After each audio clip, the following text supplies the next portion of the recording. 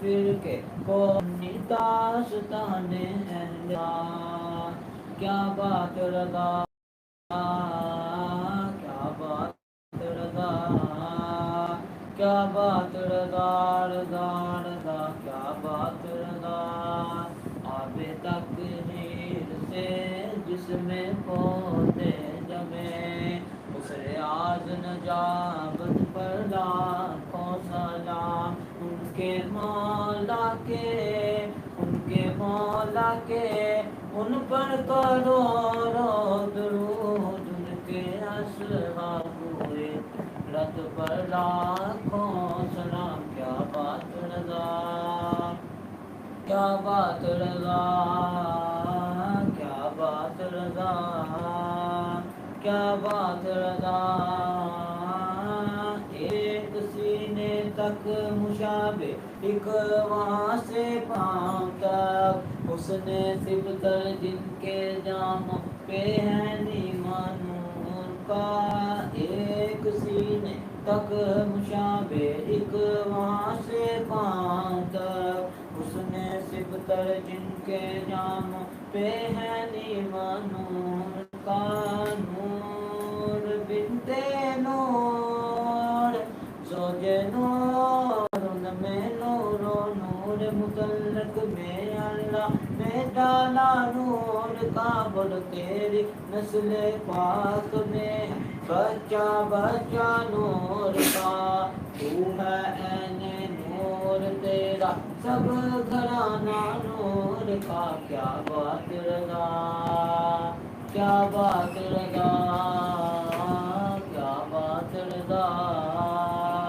کیا بات رضا رضا رضا کیا بات رضا بے ادب گستاخ فرقے کو سناتے اے حسن بے ادب گستاخ فرقے کو سناتے اے حسن یوں بیان کرتے ہیں سنی داستان اہل بیت کیا بات رضا کیا بات رضا کیا بات رضا کیا بات رضا رضا رضا کیا بات رضا ان دو کا صدقہ جن کو کہا میرے پھول ہیں کیجئے رضا حشر میں خندہ مثال گل مولا گل گل رحمت زہرا سبتر اس کی کلیاں بول صدیق مر فروخ حیدر اس کی ہر ایک شاہ کیا بات رضا کیا بات رضا کیا بات رضا کیا بات رضا رضا رضا کیا بات رضا اللہم صلی علی سیدنا و مولانا محمد اللہم صلی علی سیدنا و مولانا محمد وعلی سیدنا علی و سیدتنا فاطمہ و سیدتنا زینب و سیدنا حسن و سیدنا حسین وعلی آلہ و صحبہ و بارک وسلم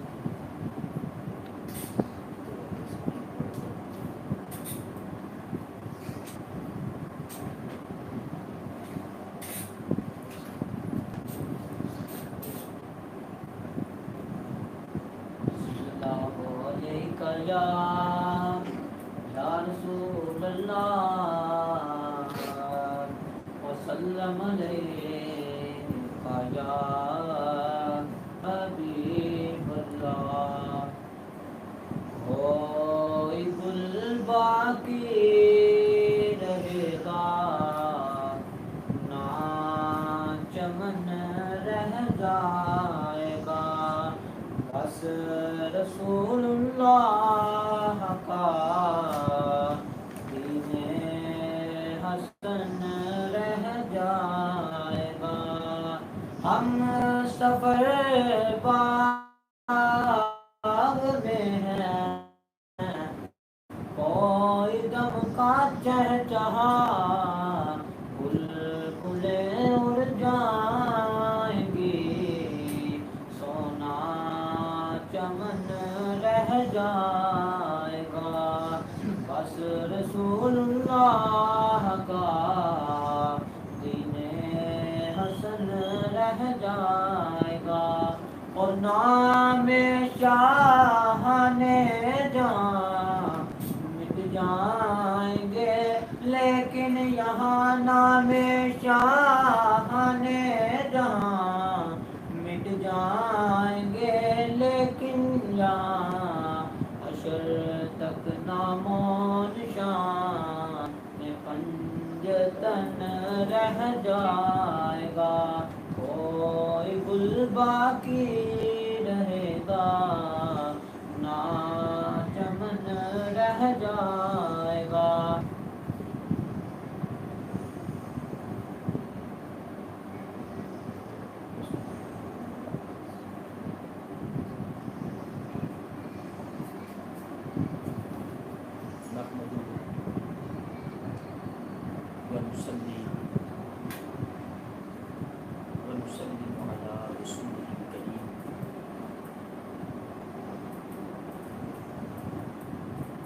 أما بعد فأعوذ بالله من الشيطان الرجيم بسم الله الرحمن الرحيم إن الدين عند الله الإسلام وقال تعالى في مقام آخر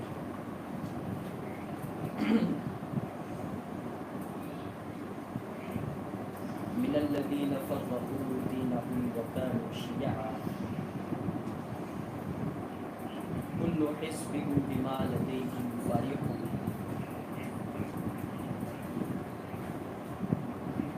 صدق الله مولانا العظيم وبلغنا رسول الكريم الحكيم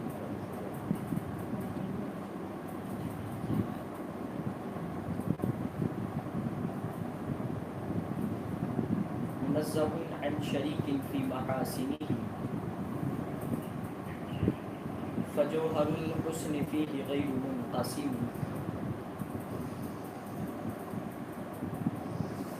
جملہ سامعین حاضرین و ناظرین اللہ رب العزت کے فضل اور کرم سے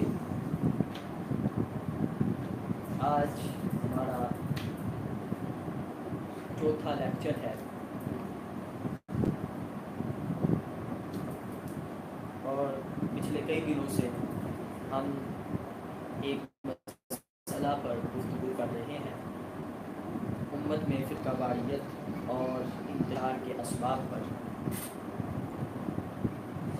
تو کل آواز درست نہیں تھی جس لحاظ سے میں کل کی نشست کا خلاصہ بیان کر دوں کل کی نشست میں ہم نے سب سے پہلے قرآنی آیات خطبہ میں پڑھی وہ انشاءاللہ آج کی اس گفتگو میں اس کی تفصیل ہوگی کل وقت کی وجہ سے ہم نے اس کی تفصیل نہیں کی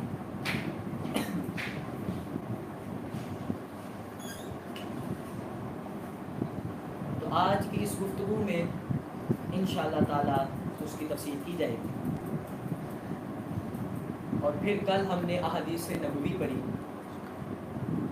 جس میں بالخصوص فرقہ واریت کے لحاظ سے ہم نے کوٹ کیا تھا اس کو بھی ہم نے بیان کیا جامع ترمذی سے حدیث شریف پڑھی اور متفق علیہ حدیث پڑھی جس میں بخاری اور مسلم کی روایت تھی اس کے بعد ہم نے امام نعیم بن حماد جو امام بخاری کے استاد ہیں ان کی بھی ہم نے کتاب الفتن سے جو انہوں نے اس میں حدیث کوٹ کی اس کو بھی پڑھا اپنے اس مسئلہ کے لحاظ سے جامع ترمذی شریف میں ہم نے فرقہ واریت کے لحاظ سے کہ آقا علیہ السلام نے فرمایا تھا کہ بنی اسرائیل کی قوم میں جو جو بات ہوگی یا جو جو اس قوم میں افعال ہوئے وہی میری قوم میں ہوئے. تو اس لحاظ سے ایک مثال ہوئی کہ 72 فرقے بنی اسرائیل کی قوم میں ہوئے، 72 سیکٹس. میری امت میں 73 سیکٹس ہوں گے، 73 فرقے ہوں گے، یعنی 73 سیکٹس ہوں گے، جس میں 72 حق پر ہوں گے، 72 گمراہ ہوں گے اور ایک حق پر ہوگا. اب وہ جو حق پر ہوگا اس لحاظ سے صحابہ کرام نے پوچھا یا رسول اللہ صلی اللہ علیہ وسلم وہ حق پر ہوگا تو اس کی پہچان کیا ہوگی؟ محبوب کبریا صلی اللہ علیہ وسلم نے فرمایا کہ وہ مجھ اور میرے صحابہ پر، کہ ان کے نقش و قدم پہ چلے گی، صحابہ کے اور میرے نقش و قدم پہ وہ جماعت چلے گی، وہی ساری زندگی حق پر ہوگی اور قیامت میں وہ صراط مستقیم پر ہی رہے گی اور قیامت میں وہ جہنم سے بچے گی اور جنت میں جائے گی. اور جو وہ 72 فرقے ہوں گے اس وجہ سے کہ وہ گمراہ ہو. اور وہاں پر میں نے ایک نقطہ بیان کیا تھا کہ اس حدیث شریف سے مراد جو ہم نے کل بیان کی، اس سے مراد مشرک نہیں، یہود و نصارہ نہیں، بلکہ وہ ہیں جنہوں نے لا الہ الا اللہ محمد رسول اللہ صلی اللہ علیہ وسلم یہ کلمہ پڑھا ہے. وہ جہنم کے عذاب بھگت کر پھر بالآخر وہ جنت میں جائیں گے، اپنی عذاب کو جھیل کر جنت میں جائیں گے. تو اس کے بعد پھر ہم نے آگے حدیث نبوی پیش کی. تو یہاں پر ایک بات آپ سماعت کر کہ جب آقا علیہ السلام نے فرمایا کہ وہ مجھ اور میرے صحابہ پر نقش قدم پہ چلے گی، تو اب صحابہ سے مراد جو لفظ صحابہ آیا اس سے مراد صرف صحابہ ہی نہیں، اہل بیت بھی ہے.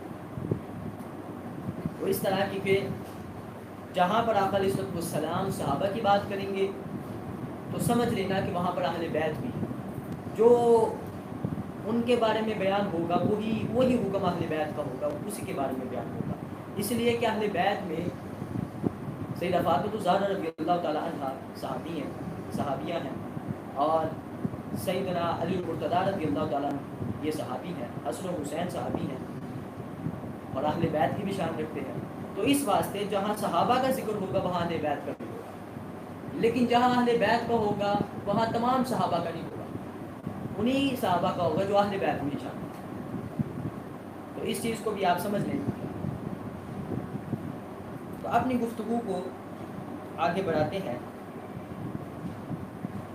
امت میں جو فرقہ واریت پھیل چکی ہے اور مزید بڑھ رہی ہے،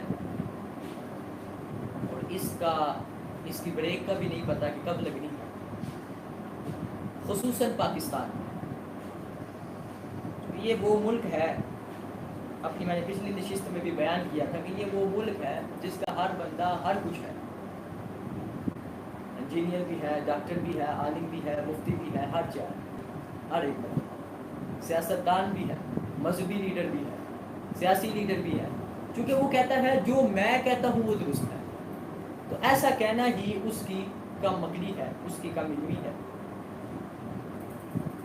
اب میں ان آیات کو پیش کرنے والا ہوں جن آیات کو بیس بنا کر بندہ فرقہ واریت میں نہیں پڑتا. پھر میں ان آیات پر جاؤں گا کہ جن کی وجہ سے لوگ فرقے بناتے ہیں. اصل آیات کی وجہ سے مراد یہ نہیں کہ آیات میں کچھ ہے، معاذ اللہ قرآن مجید حق ہے، احادیث نبوی حق ہے. ان آیاتوں کی جو تفسیر اور تشریح ہے، جب وہ یہ عام انسان اس کی تشریح کرتا ہے، تفسیر کرتا ہے، تو ادھر ہو جاتا ہے، گناہ کا امکان کھل جاتا ہے، اس کا راستہ کھل جاتا ہے، تو بن جاتا ہے. هو الذی انزل علیک الکتاب، نازل کی جو مسلمان ہے، جس نے کلمہ پڑھا ہے کہ اللہ تعالیٰ نے کتاب نازل کی، اور وہ کتاب کون سی؟ اعوذ باللہ من الشیطان الرجیم، الف لام میم ذالک الکتاب، کوئی شک نہیں، لا ریب کتاب ہے اور متقین کے لیے ہدایت ہے. اسی طرح منہ آیات محکمات، جو لفظ میں بھی کلیئر ہے، باطنن بھی کلیئر ہے، مانن بھی کلیئر ہے، اور ظاہرن بھی کلیئر ہے. یعنی اس میں کلیئرٹی بہت زیادہ ہے، جس کی وجہ سے کسی اس میں اتنی کلیئرٹی، اتنی صاف ستھری یہ آیات بالکل بندے کے سمجھ میں آتی ہے. ہن ام الکتاب واخر متشابہات، یہ کتاب بنیاد ہے. واخر متشابہات، اس میں متشابہ بھی ہے، ایک آیت دوسری آیت سے ملتی جلتی ہے، اور پھر جو اس آیت میں الفاظ کے معنی کیے جاتے ہیں وہ دوسری آیت میں کہیں پر لفظ اور کہیں پر پیچھے سے تسلسل دیکھ کر اس کا معنی کیا جاتا ہے کہ یہاں پر اب معنی کیا ہونا چاہیے، کیونکہ ایک لفظ کے کئی معنی ہوتے ہیں.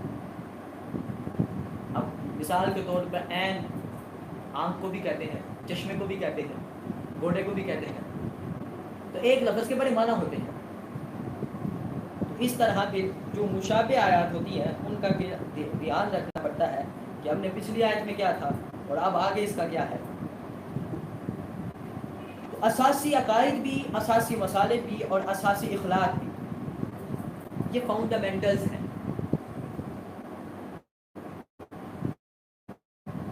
ان کو سمجھنا بہت ضروری ہے، کیونکہ ان کی بنیاد جو ہے وہ قرآنی آیات پر. اب یہ جو آیت میں نے پیش کی ہے آپ کے سامنے، یہ وہ آیات ہیں کہ جس کو پڑھ کے اس میں اتنا واضح طور پر ہے کہ بندے کا اس میں اختلاف ہو ہی نہیں سکتا، اختلاف کا امکان بھی نہیں ہوتا، خدشہ بھی نہیں ہوتا، کہ بالکل اس میں واضح طور پر ہے. لیکن جو پھر مشابہ ہیں اس وجہ سے بندہ گمراہی کی طرف جاتا ہے. وہ بندہ کہ جس کے دل میں بغض ہو، کینہ ہو، وہ انشاءاللہ میں اس کا آگے بیان کرتا ہوں. فَأَمَّا الَّذِينَ فِي قُلُوبِهِمْ زَيْغٌ فَيَتَّبِعُونَ مَا تَشَابَهَ مِنْهُ ابْتِغَاءَ الْفِتْنَةِ. اب یہ جو میں نے آیت کریمہ آپ کے سامنے پیش کی، اس میں اللہ تعالیٰ نے فرمایا کہ فَأَمَّا الَّذِينَ فِي قُلُوبِهِمْ زَيْغٌ، جن کے دلوں میں کجی ہے، ٹیڑھ ہے. اس لحاظ سے میں بات کر رہا ہوں کہ جن کے دلوں میں ٹیڑھ ہے، بغض ہے، کجی ہے، ان کے دل غلط سوچتے ہیں، ان کا دماغ غلط سوچتا ہے، ان کے دل اس کے اندر ٹیڑھ پن ہے، کجی ہے. وَيَتَّبِعُونَ مَا تَشَابَهَ مِنْهُ ابْتِغَاءَ الْفِتْنَةِ، فرمایا ان کا جو دماغ ہے یہ دماغ رانگ میننگز دیتا ہے، غلط معنی دیتا ہے، رانگ امپلیکیشن، رانگ اپلیکیشنز ان کے دماغ میں آتا رہتا ہے. ان کا دماغ، چونکہ قرآن نے جب کہہ دیا کہ ان کے اندر کجی ہے، ان کے دلوں میں ٹیڑھ پن ہے، تو پھر یہ لوگ غلط تشریحات کرتے ہیں، غلط تعبیرات کرتے ہیں. تو اس کی مثال بھی قرآن مجید نے ہی دی. اب مثال کے طور پر چونکہ ہر بات کو بیان کرنا اور پھر اس کے آگے اس کی مثال دے دینا یہ آسان ہو جاتا ہے بندے کے سمجھنے کے لیے. ہم نے پہلے بیان کیا وہ آیات کہ جس میں کوئی خدشہ نہیں رہتا، لیکن جو مشابہ آیات ہیں، متشابہات ہیں، اس کی وجہ سے بندہ گمراہ ہو جاتا ہے، اور اس گمراہی کی وجہ سے آگے فرقے بن جاتے ہیں. اب گمراہ کیسے ہوتا ہے؟ وہ اللہ نور السماوات والارض مثل نورہ کمشکاۃ فیہا مصباح، اللہ تعالیٰ فرماتا ہے کہ اللہ نور السماوات والارض، اللہ زمین و آسمان کا نور ہے، اللہ زمین و آسمان کا نور ہے. اب جب بندہ اس کی تشریح کرے گا یا اس کی جو عام سبب، وہ کیا سوچے گا؟ پھر زمین و آسمان کا نور ہے، تو جب سورج نکلے گا، اس کی روشنی ہوگی تو کہے گا یہ اللہ ہے. رات کی چاندنی کو دیکھ کے کہے گا یہ اللہ ہے. چودھری کے چاند کی جو چاند ہاتھ سے گھوم رہا شروع ہو جائے گا بندہ، کیونکہ پہلے زمانوں میں سورج پرست بھی تھے، ستارہ پرست بھی تھے، چاند پرست بھی تھے. تو اصل جو میں سمجھا رہا ہوں وہ یہی بات ہے کہ یہ اللہ تعالیٰ نے اپنے حکم کے بعد اپنے احکام کے بعد مثالیں بھی لکھی ہیں، مثالیں بھی بتائی ہیں. آگے مثل نوری کمشکات فیہا مصباح، اس کی تفصیل میں نہیں جاتا، لیکن آپ کو میں واضح طور پر اس بات کو سمجھا رہا ہوں کہ ہر ایک چیز کی مثال ہوتی ہے اور پھر آگے اس کی تشریح ہوتی ہے، تفسیر ہوتی ہے.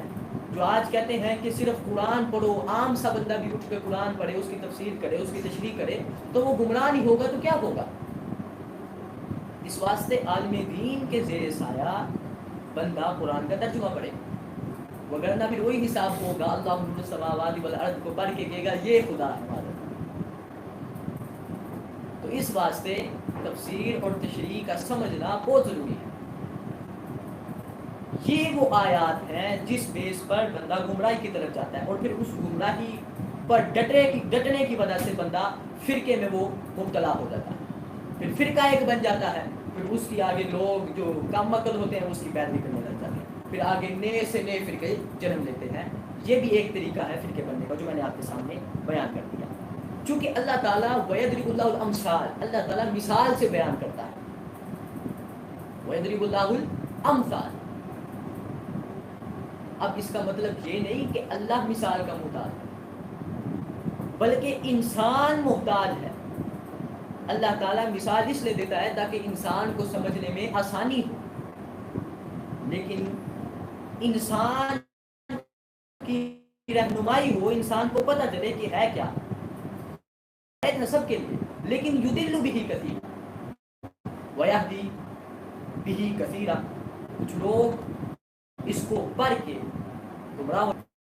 اب گمراہ کیسے ہو جاتے ہیں اس کی بھی میں مثال آپ کو سمجھا دیتا ہوں. آج بارش برسی ہے جب، لیکن وہی بارش جب گندگی کے ڈھیر پہ برسے گی تو کیا ہوگا؟ اس میں سے بدبو آئے گی، کیڑے مکوڑے نکلیں گے جس سے نقصان ہوگا. ایسا ہی ہے. تو اس میں بارش کا تو کوئی قصور نہیں نا. اس واسطے باطن کی صفائی ضروری ہے، یعنی باطن کو صاف کرنا روحانیت سے بہت ضروری ہے آج کے اس پرفتن دور میں. پھر آگے جا کے علم کا پڑھنا، پھر اس کو آگے اس کی تفسیر اور تشریح کرنا، یہ بات کا مرحلہ ہے. اس سے پہلے اپنے دل کو صاف کرنا، کیونکہ کوئی بھی علم ہو، دین کا علم ہو، سائنس ہو، کوئی بھی علم ہو، اس دنیا میں کوئی بھی علم ہو، اس کو پڑھ کے یا تو بندہ ہدایت پالے گا یا تو بندہ گمراہ ہو جائے گا، خواہ وہ علم کیوں نہ پڑھا. گمراہ کیسے ہوگا؟ کیونکہ اس کا باطن صاف نہیں ہے. اس نے، اس کے دل میں حسد ہے، بغض ہے، کینہ ہے، جس کی وجہ سے وہ اللہ کا قرآن جو وہ پڑھتا ہے وہ بھی اس کو فائدہ نہیں دے گا، بلکہ وہ اس سے گمراہ ہو جائے گا. اور ہدایت کیا ہے کہ اگر اس کا باطن صاف ہے، اس میں روحانیت ہے، اس میں اولیاء کا فیضان ہے، اس میں اولیاء کا ادب ہے، اس میں اکابرین کا ادب ہے، وہ اس کو پھر جب قرآن پڑھے گا تو اس کو پھر آگے عقائد حقہ کی سمجھ آئے گی کہ حق کیا ہے، دین کیا ہے، دین کی اصل کیا ہے. اس واسطے علم کو پڑھنے کے لیے، سیکھنے کے لیے آج جو فرقے واریت جو شکل لے رہی ہے، یہ اصل میں اسی وجہ سے ہے کہ علم کی کمی کی وجہ سے کچھ لوگ قرآن کی اور احادیث کی تشریح کرنے لگ جاتے ہیں. ان کو پتہ نہیں ہوتا کہ اس کی اصل کیا ہے. جنہیں ضعیف کا نہ پتہ ہو وہ اٹھ کے جب تشریح کریں گے تو پھر بیڑا گرک ہی ہوگا، نہ کہ دین کا کوئی فائدہ ہوگا. خصوصاً پاکستان میں کہ ہر بندہ اٹھ کے اپنی طرف سے بیان کر رہا ہے، یہ سراسر دین سے ظلم ہے. اگر اسی طرح چلتا رہا تو کل کو بہت بڑے حادثے کا سامنا کرنا پڑے گا. یہ بات لکھ لیں آپ. اس واسطے اس کو ختم کرنے کے لیے ہمیں چاہیے کہ ہم جہاں تک ہو سکے ان کو ایکسپوز کریں اور پھر آگے اصل دین بتائیں. آج محض دین صرف ایک دوسرے کے ساتھ جھگڑے پر ہی مشتمل ہے. میں اس بات پہ نہیں آتا، اپنی گفتگو کو آگے بڑھاتا ہوں. تو یاد رکھو کہ جب دل قرآن کو ریسیو ہی نہیں کرے گا تو اس میں حق کی جو تلاش ہے وہ کیسے اجاگر ہو، جب پہلے سے ہی دین میں جو ہے وہ ان لوگوں نے اپنے مفاد کے لیے ان لوگوں نے اس کو کیا ہوا ہے، تو کیسے من الذین فرقوا دینہم وکانوا شیعا کل حزب بما لدیہم فرحون. اور اسی طرح سورہ زمر میں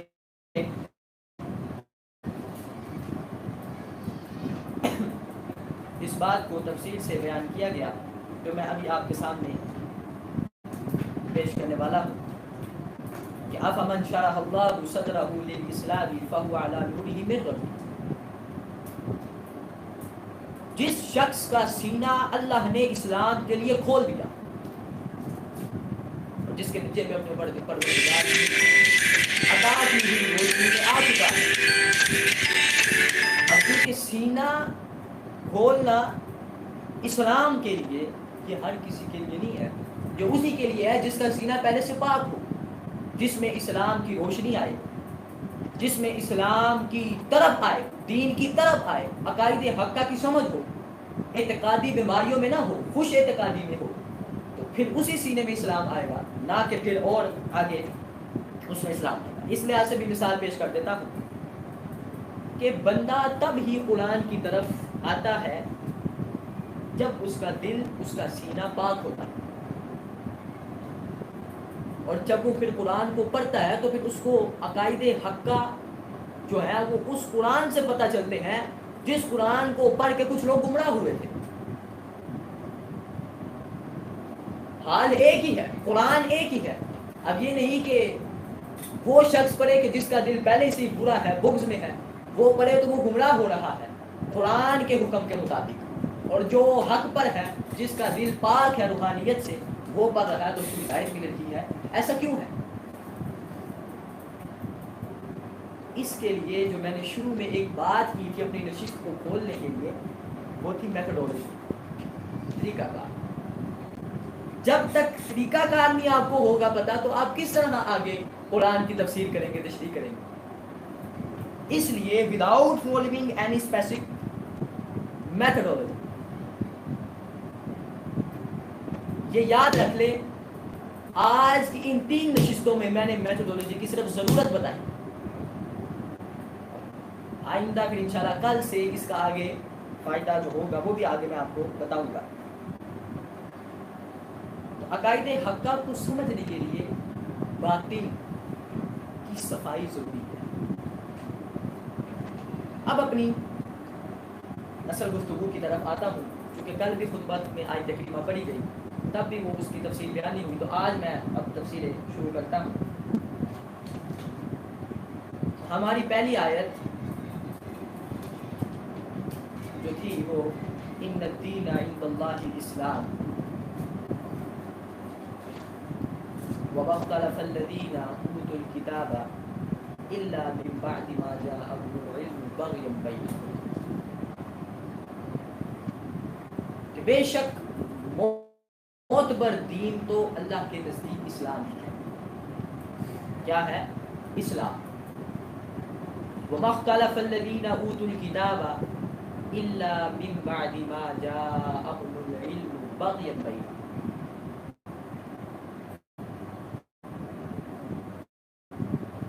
اور جن لوگوں کو کتاب دی گئی، اوت الکتاب، یہ کتاب والوں کی بات ہو رہی ہے، انہوں نے الگ رستہ لا علمی میں نہیں بلکہ علم آ جانے کے بعد محض آپس کی حسد ضد کی وجہ سے اختیار کیا. اب یہاں پر میں جو بات کر رہا ہوں وہ بات علم کی بات کر رہا ہوں کہ جو اہل علم ہے، لا علمی والی بات نہیں، اہل علم کی. چونکہ اس سے پہلے 2 باتیں آپ سماعت کر لیں کہ پہلی امتوں میں جو دین آتا تھا وہ بھی دین اسلام تھا، جو کہ حضرت ابراہیم نے ہمیں یہ لقب سے نوازا. وہ ہے نا سورہ حج میں سماکم المسلمین، حضرت ابراہیم نے یہ جو مسلمان کا لفظ ہے، مسلم کا لفظ ہے، یہ بھی حضرت ابراہیم کی طرف سے آیا.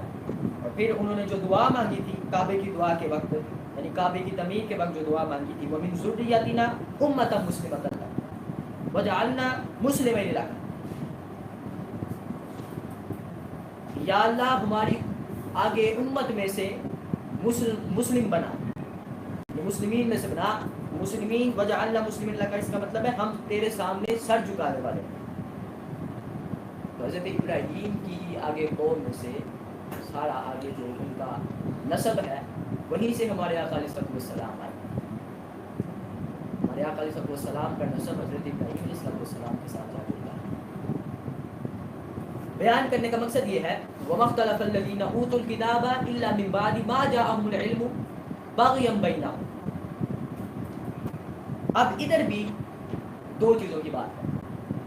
وہ کیا؟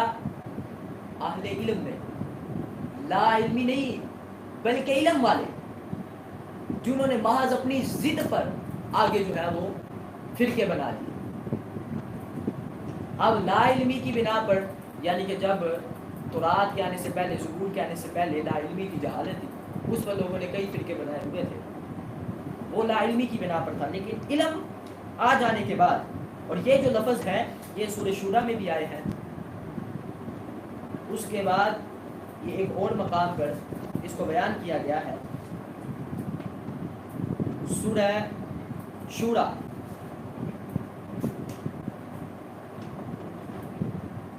شورا میں جو الفاظ ہے وہ وَمَا تَفَرَّقُوا إِلَّا مِن بَعْدِ مَا جَاءَهُمُ الْعِلْمُ بَغْيًا بَيْنَهُمْ، وہاں بھی من بعد ما جاءهم العلم بغيا بينهم.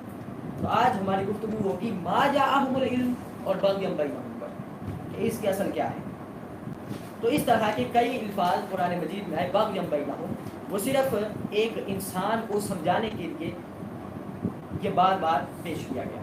اچھا، من بعد ما جاءهم العلم اور بغيا بينهم، تفسیر ابن کثیر میں اس کا حوالہ ہے. سورہ آل عمران کے آیت نمبر 18 سے 19 تک جو ہے، اس لحاظ سے صاحب کثیر فرماتے ہیں کہ بغا بعضهم على بعض فاختلفوا في الحق لتحاسبهم وتباغضهم وتدابرهم فحمل بعضهم موت البعض الاخر على مخالفته في جميع اقواله وافعاله ان كانت حقا. کہ جب حق آ گیا تھا، ان کے پاس ہدایت آ گئی تھی، کتاب کی روشنی آ گئی تھی، مگر اس کے باوجود انہوں نے اس حق کی تشریح کی، تعبیر کی، جس پر ان کے اختلاف کی وجہ سے آگے فرقے بن گئے. یعنی ان کے جو معنی ہیں وہ الگ بیان کیے، الگ الگ، کوئی الگ بیان کر رہا ہے، کوئی الگ بیان کر رہا ہے.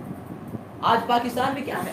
یہی ہے، جو حق بول رہا ہے، جو حق وہی کر رہا ہے، اس کی نیشنلٹی نہ ملے، اس کے فالوورز نہ بڑھے، اس کو عزت نہ ملے، اس بنا پر جو باطل ہے، جو غلط بیان کر رہا ہے، وہ اس کے حق بولنے پر بھی اس کے خلاف کلپ بنائے. وہ حق بول رہا ہے لیکن وہ اس کو عزت کیوں مل رہی ہے؟ اس کے ہاتھ کیوں چومے جا رہے ہیں؟ اس کی مجلسیں کیوں بڑھ رہی ہیں؟ اس کی کانفرنسز کیوں بڑھ رہی ہیں؟ وہ کیوں اتنا پاپولر ہو رہا ہے؟ یہ اس کو نہیں برداشت کہ جو باطل پر ہے. اور وہ جو باطل پر ہے وہ دوسرا جو باطل پر ہے اس کے خلاف نہیں بولے گا، کیونکہ اس کو پتہ ہے وہ تو غلط رستے پر ہے. حق رستے پر تو یہ ہے، جب یہ حق بول رہا ہے تو ہم نے تو اس کے خلاف ہی بولنا ہے تاکہ اس کو کوئی عزتیں نہ مل جائے. میری بات کو سمجھیں کہ یہ پاکستان میں بالخصوص ایسا ہے کہ جو حق بھی بول رہا ہے تب بھی اس کے خلاف بولا جاتا ہے. اس واسطے حق بیان کرنا یہی اصل ہے. ہماری پہلی نشست سے اب تک میری گفتگو صرف علم پر ہی شمار ہوئی ہے، یعنی کہ اس میں علم ہی بیان ہوا ہے. میں تو ابھی ان طرف گیا ہی جو آج معاشرے میں ہو رہا ہے، ابھی اس طرف میں نہیں گیا. ابھی تو ہم 3 دنوں سے قرآن کے اندر ہی ہیں. قرآن کے ساتھ ساتھ پھر جب ذہن میں احادیث آتی ہیں ان کو بھی پھر سے ساتھ لے کر چلا جاتا ہے. تو آپ کے سامنے آپ نے 3 نشستیں میری سنی، تو اس میں ابھی قرآن پر ہی بات ہو رہی ہے. اور آج کی گفتگو میں انشاءاللہ اس کو ختم کر کے اب آگے گفتگو بڑھائی جائے گی. हमारी तो 3 नशिस्तें कुरान पर लग गई, हो सके तो इस पर 50-60 नशिस्तें भी हम लगा लें, जितना कुरान में इल्म है ख़त्म होने वाला ही नहीं। लेकिन चूंकि अहले कुरान अपने आप को कहने वाले, हमने उनका रद्द करना है। तो आज आम बंदा भी क्यों इस चीज़ को कर रहा है? तो बात समझाने का मकसद ये है, क्योंकि कल मैंने इमाम नुआइम को इमाम नईम कहा।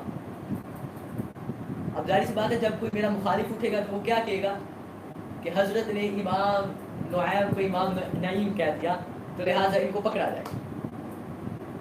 आज की फिर मैंने इब्तदा में ही उनका इसलिए जिक्र किया ताकि कोई बदबख्त उठ के ये करेगा तो फिर उसको आगे जवाब देना भी हमारी अगली नशिस्त में, ये जो हमने आज सच बोल दिया, हक कर दिया। कल चूँकि ये नुआइम और नईम एक जैसा है, तो इस लिहाज से भी गुफ्तगू हो जाती है। तो इमाम नुआइम बिन हम्माद था, चूँकि नईम कह दिया गया, तो इस लिहाज से भी कोई उठ के कर सकता था शरारत, लेकिन हमने शरारत का मौका ही नहीं दिया। कुछ होते हैं जिनको एक छुटकल सी होती है, वो कहते हैं कि हम बोले और हमारे खिलाफ कोई बोले, फिर हम बताएं कि हम हैं कौन। याद रखे, तुम कोई शय नहीं, अपनी इल्मियत जाहिर करो। पता तो तब चलता है जब बंदे के अंदर इल्म हो। तरह तरह के लतीफ़ों पर अपनी गुफ्तगू को ख़त्म करना ये हक है, तो सरासर गुमराही है। जो सामने बैठे हैं, मैंने अपनी पहली नशिस्त में सोबत का असर जो बताया था, उस लिहाज से मैंने हज़रत लुक़मान की नसीहत बयान की थी। यानी कि गुफ्तगू का मेरी ये मकसद है कि जो आज इस पूरे पाकिस्तान में जो फ़िरक़ावारियत फैली है, पाकिस्तान के जो लाहौर के मामलात हैं वो तो बाकी रहे, बाहर जो पहाड़ वगैरह जहाँ पर हैं वहाँ पर आप देखें, वहाँ पर तो अलग दीन है, अलग करीमे हैं, काबा भी उनका अलग है, उसको ज़िक्री टोले से मशहूर किया जाता है। अभी तो हम उधर आए नहीं, लेकिन असल जो बात मैं कर रहा हूँ कि ये क्यों बने फिरके, किस बेस पर बने, वो बेस मैंने बताई कि कुरान आया, जो हक वाली आयात हैं उनकी तफसीर और तशरीह करने के बाद बंदा फिरकों में पड़ गया। क्योंकि जब हक की ही तुम तफसीर और तशरीह करोगे तो तुम क्या हक को फिर आगे मजीद हक पर तुम लिबास बना रहे हो। हक तो पहले से उतर के आया है, ये कुरान हक है, हदीसें आगे हक है। ये कुरान ये एक्सटर्नल रेवलेशन है, यानी ये कुरान मजीद वहीउल जली है, और अहादीस जो है वो अगरचे कुरान नहीं मगर कुरान से जुदा भी नहीं है। ये मैं बार मरतबा कह चुका हूँ। जिसका आज सरासर खुल्लम खुला ऐलान किया जा रहा है वो कुफर के मुर्तकिब हो रहे हैं, वो कुफर को प्रमोट कर रहे हैं, कुरान को मानकर और अहादीस का इनकार कर। अहादीस ये डायरेक्ट वही है, वहीउल इल्हाम है, इसको समझना पड़ेगा। समझेंगे तो आगे मसाइल हल होंगे। तो क्या कहा आगे, फरमाया फहमला बादुहुम मुदल बादिलाहि अला मुखालिफती फी जमी अक़वालिही व अफ़आली इन कानत हक़्क़ा। अब उनके इख्तिलाफ इसी वजह से हुए, एक ने अलग माना कर दिया और एक ने अलग माना कर दिया। फिर क्या कहा, लितुहासु बिहिम व तबागु बिहिम व तदावुरिहिम। हसद था, बुग़्ज़ था, इसकी वजह से उनके हसद उनके बुग़्ज़ ने इतना मजबूर किया उन्हें कि जो उनके सामने आता अगरचे वो हक भी बोलता, उसके कौल के खिलाफ, उसके अफ़आल उनके काम के खिलाफ वो लोग जुबान दराज़ी करते। याद की मैं बात कर रहा, यानी कि उनके कौल अफ़आल पर भी वो तान करते। क्यों? उनके दिल में बुग़्ज़ था, असद था। जो मैंने मिसाल पीछे पेश की कि पाकिस्तान में इसी तरह है, कईयों को ये बात चुभेगी, लेकिन असल हकीकत है। अब हकीकत को कोई छुपा नहीं ना सकता। आप बाहर के ममालिक में चले जाए, ऐसा नहीं है, वहां पर बिल्कुल ऐसा नहीं है। पाकिस्तान है जहां पर इतना जो है, इसको क्यों नहीं खत्म किया जा रहा। ہر مسلک کا بندہ اپنے لیے، اپنے مفادات کے لیے، اپنے مسئلوں کو حق ثابت کرنے کے لیے قرآن کو بیس بناتا ہے، حدیث کو بیس بناتا ہے، اور اس کی فائدہ مند حدیث کو قرآن کی آیت نکالتا ہے فائدہ مند، اور پھر جتنی فائدہ اتنی پڑتا ہے، باقی کا چھوڑ دیتا ہے۔ اسی طرح حدیث ہے، حدیث کے ان الفاظوں کو کوٹ کرتا ہے، ان الفاظوں کو پڑھتا ہے جو اس کی فائدہ مند ہے، باقی کا انکار کر دیتا ہے، باقی کو چھوڑ دیتا ہے۔ اور جب پھر ہم اس کو پڑھتے ہیں، جب ہماری آنکھوں کے سامنے آتی ہے، ہم سوچتے ہیں اتنی بڑی دھاندلی، وہ بھی قرآن اور حدیث کے ساتھ، اتنی بڑی دھاندلی۔ یاد رکھو جب قرآن اور حدیث سے دھاندلی ہوگی تو پھر تمہیں حق ملے گا، تم تو غلط راستے پر چل رہے ہو۔ اور پھر وہ جو انہوں نے کوٹ کیا ہوتا ہے اس پر پھر تفسیر کرتے ہیں، ایسے کم عقل لوگ اس پر پھر تشریح کرتے ہیں، ایسے نادان لوگ، اور پھر سننے والے آگے سے واہ واہ کہہ رہے ہوتے، داد دے رہے ہوتے، کیا کہہ دیا شیخ نے، اس نے تو بات ہی بڑی نرالی کر دی ہے۔ پھر وہ اس کی بات پر جب سب ڈٹ جاتے ہیں، وہ پھر ایک فرقے کی شکل وہ لانچ ہوتی ہے۔ تو آج آپ دیکھیں طرح طرح کے فرقے، کوئی کہتا ہے ہم صرف قرآن مانتے ہیں باقی کا انکار، کوئی کس طرح، کوئی کس طرح۔ اصل ہماری گفتگو کا موضوع ہے، ہم نے اب تک اپنی جو 3 نشستیں لگائی اس میں ہم نے پہلے بتایا کہ یہ فرقہ آئیں گے کیوں، اس بیس پر ہم نے قرآن کی آیت ہی پیش کی کہ فما یتبعون فی قلوبہم زیغ فیتبعون ما تشابہ منہ۔ اس آیت کے تحت میں نے آگے تفسیر کی کہ اس وجہ سے فرقہ واریت شروع ہو سکتی ہے، یعنی ایک یہ بھی شروع ہونے سے ایک یہ بھی ابتدان، یہ بھی ایک مرحلہ ہے کہ اس وجہ سے بھی شروع ہو سکتی ہے، جو میں نے قرآن کی آیت پڑھی۔ آگے بھی بڑے بھی مراحل ہیں جو حدیث میں آئیں گے، باقی اور بھی آگے آئیں گے، وہ بھی انشاءاللہ میں آگے اپنی گفتگو میں لے کے آؤں گا۔ ایک یہ وجہ تھی، پھر ہم نے بتایا کہ بنی اسرائیل کی جو قوم میں تھا وہی ہماری وہی امت محمدیہ میں ہے، وہ 72 فرقوں میں ہوئی، ہم 73 میں ہو جائیں گے۔ پھر اس کے آگے میں نے ان چیزوں کا بتایا، اور پھر میں نے یہ بھی بتایا کہ کس کو کس رستے پر چلنا ہے، جو میں نے بخاری اور مسلم کی متفقن علیہ حدیث پیش کی کہ اس میں بتایا گیا کہ کون سا رستہ اختیار کرنا ہے، مطلب تم نے کون سے رستے پر چلنا ہے۔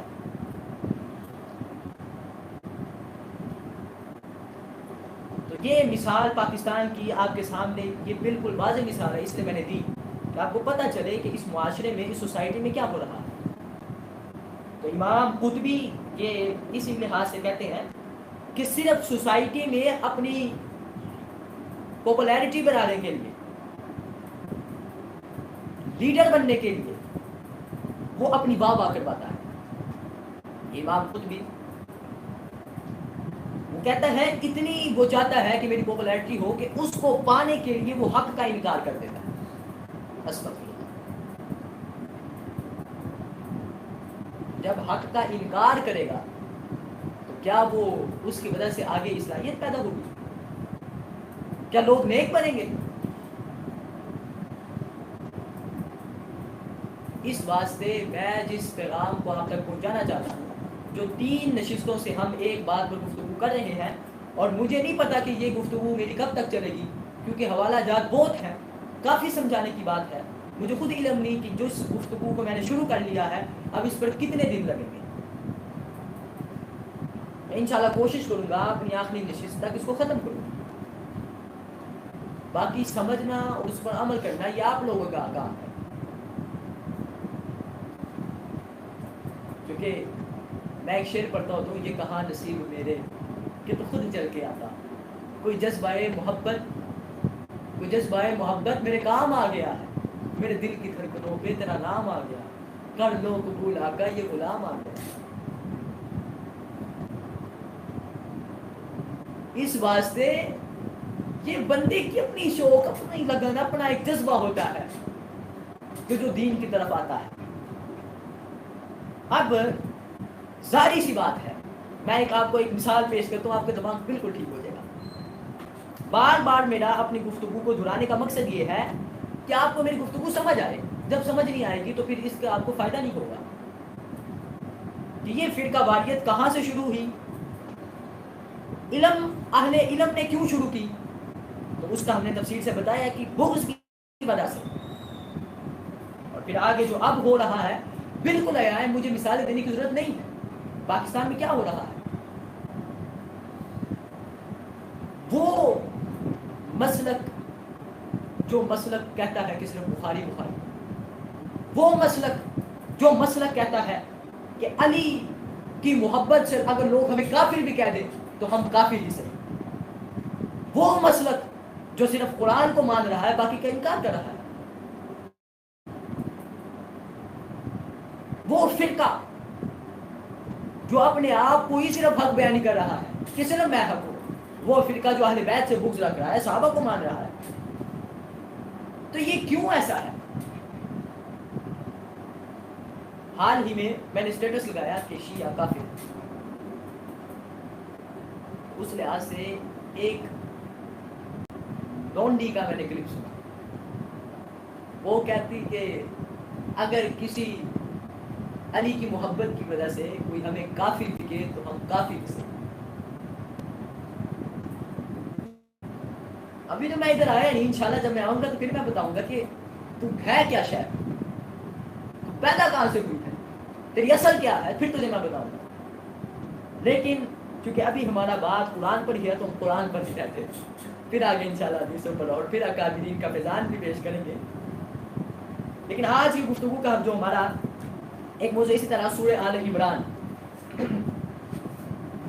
اس کے لیے آپ کو ٹچ کروں کہ پہلے تھا کہ یہ فرقے بنے کہاں سے, ہمیں اپنانا کس کو چاہیے, اور یہ فرقے ان کی وجوہات کیا تھی بننے کی, یہ ایک دوسرے سے لڑ کر کیوں بنے, یہ ایک مسئلے پر کیوں نہیں رہ سکتے.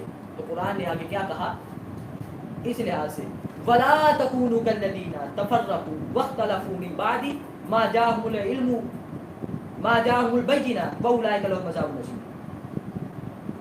اور ان لوگوں کی طرح نہ ہو جانا کہ جن کے پاس کھلے کھلے دلائل آ چکے تھے, اس کے بعد بھی انہوں نے آپس میں پھوٹ ڈالی اور اختلاف میں پڑ گئے, اور ایسے لوگوں کے لیے سخت. یعنی یہاں بھی قرآن عقائد حق کا کہ اپنے سے تفسیر اور اپنے سے تشریح کرنے والوں کو بالکل کھلم کھلا سزا کا مستحق سمجھ رہا ہے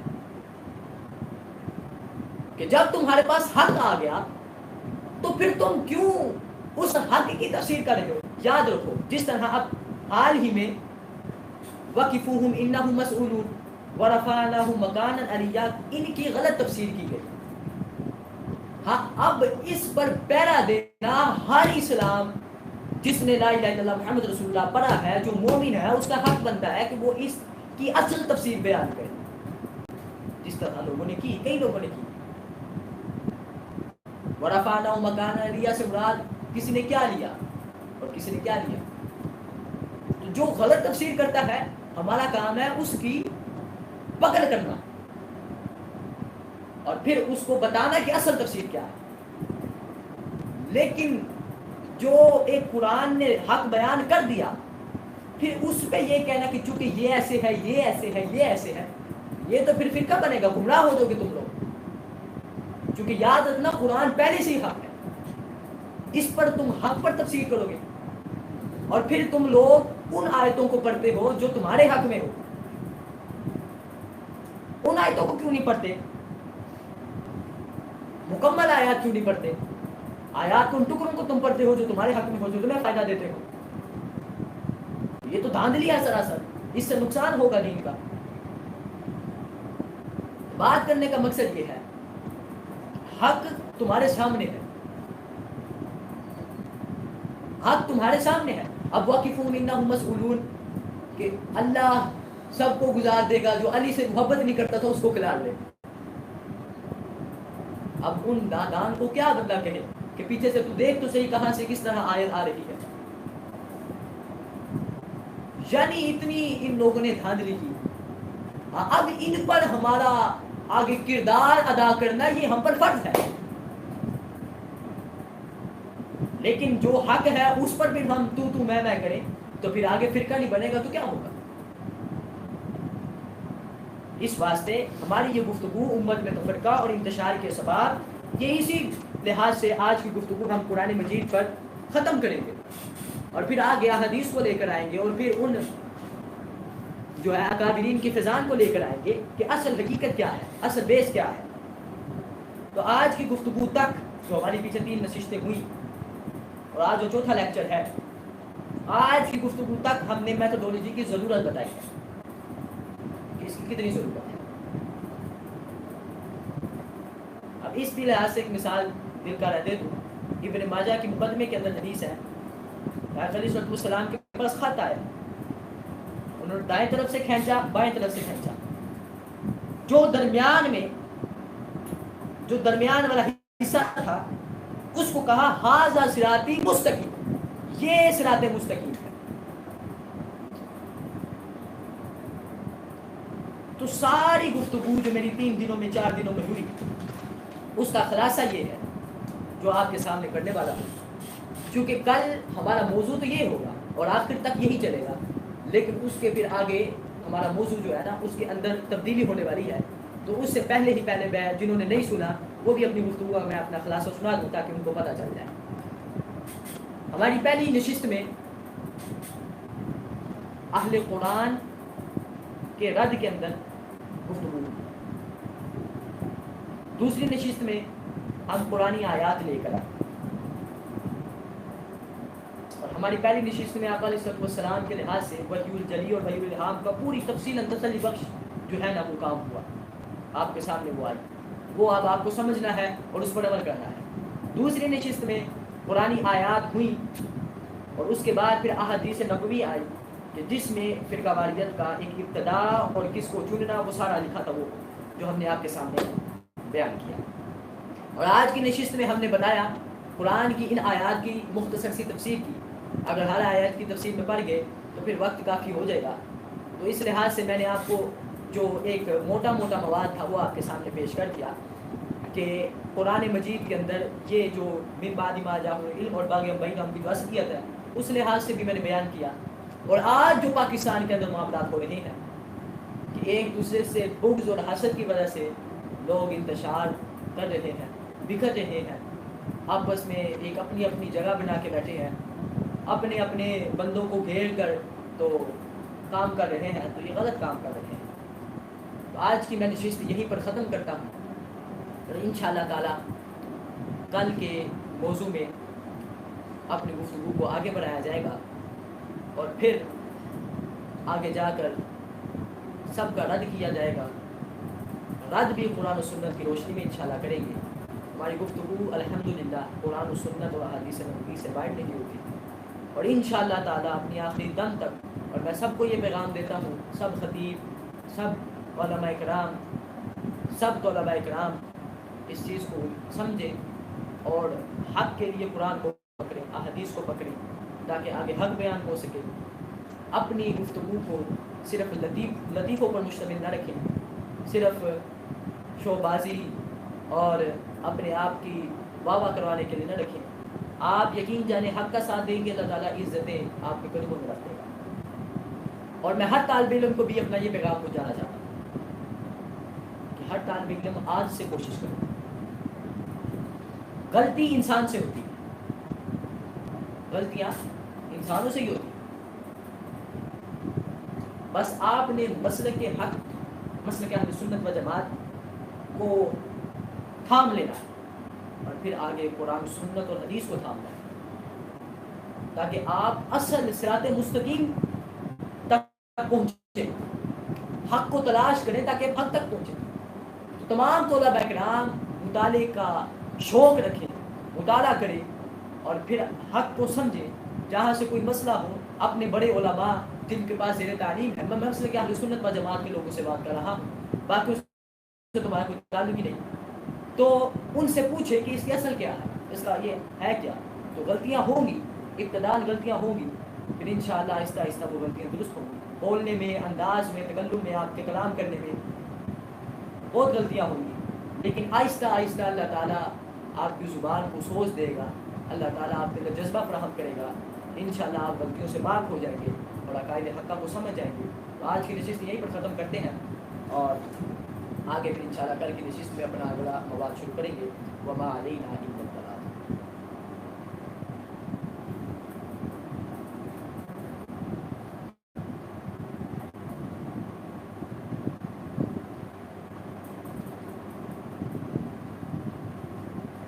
تمام احباب مختصر سا ذکر کریں گے، اس کے بعد پھر انشاءاللہ دعا خیر ہوگی. ذکر انشاءاللہ آپ سب بیٹھیے، بریک کے بعد انشاءاللہ پھر ذکر ہوگا، تو پھر انشاءاللہ دعا خیر ہوگی. عشاء کی نماز سب نے ادا کر کے جانا ہے، اور ایک پیغام آپ سب نے سن کے جانا ہے. اللہ تعالیٰ